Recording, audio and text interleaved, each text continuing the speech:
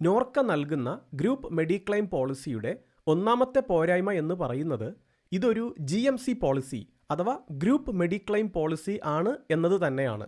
അതായത് പോളിസിക്ക് കാശ് കൊടുക്കുന്നത് നിങ്ങളാണെങ്കിലും പോളിസിയുടെ യഥാർത്ഥ ഉടമ നോർക്കയായിരിക്കും. ഇൻഷുറൻസ് കമ്പനിയിൽ നിന്ന് നോർക്ക എടുത്തിരിക്കുന്ന ഒരു മാസ്റ്റർ പോളിസിയുടെ സബ് ബെനിഫിഷ്യറി ആയിട്ടായിരിക്കും നിങ്ങൾക്ക് പോളിസി ലഭിക്കുക. ആ മാസ്റ്റർ പോളിസി ഹോൾഡർ തീരുമാനിക്കുന്ന ബെനിഫിറ്റുകളെ നിങ്ങൾക്ക് ലഭിക്കുകയുള്ളൂ. ഭാവിയിൽ അവർക്ക് ഇൻഷുറൻസ് കോൺട്രാക്റ്റ് മാറ്റാനും ബെനിഫിറ്റുകൾ വെട്ടിച്ചുരുക്കാനും എന്തിന് പോളിസി തന്നെ റദ്ദ് ചെയ്യാനും സാധിക്കും. നിങ്ങൾക്ക് അവിടെ ഒരു വോയിസും ഉണ്ടാവില്ല. നിയമപരമായി ഒന്നും ചെയ്യാനും സാധിക്കില്ല.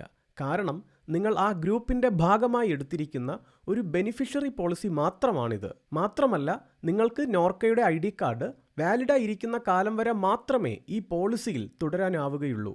ഭാവിയിൽ മറ്റെന്തെങ്കിലും സാഹചര്യത്താൽ കുറച്ചുനാൾ നാട്ടിൽ നിൽക്കേണ്ടി വരികയും നോർക്ക കാർഡ് അസാധു ആവുകയും ചെയ്താൽ നിങ്ങളുടെ പോളിസിയും ക്യാൻസലാവും.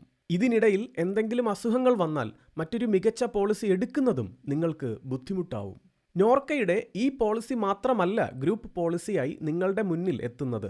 സർക്കാർ ജീവനക്കാർക്ക് നൽകുന്ന മെഡിസെപ്പ് പോലെ ചില ഓൺലൈൻ ബ്രോക്കർമാർ, ചില ബാങ്കുകൾ, പിന്നെ ചില ഫിനാൻസ് കമ്പനികളൊക്കെ പ്രൊമോട്ട് ചെയ്യുന്ന നിരവധി ഗ്രൂപ്പ് പോളിസികൾ ഇന്ന് മാർക്കറ്റിലുണ്ട്. അവയുടെ കുഴപ്പങ്ങൾ മറച്ചുവെച്ച് ഉപഭോക്താക്കളെ തെറ്റിദ്ധരിപ്പിച്ച് വിൽക്കുന്നതുകൊണ്ടാണ് ആളുകൾക്ക് ആശുപത്രിയിലെത്തുമ്പോൾ ദുരവസ്ഥ നേരിടേണ്ടി വരുന്നത്. ഇത്തരം ഗ്രൂപ്പ് പോളിസികൾ ഉണ്ടാക്കുന്ന ഡാമേജ് മൊത്തം ഹെൽത്ത് ഇൻഷുറൻസിനെയും ബാധിക്കാറുണ്ട്.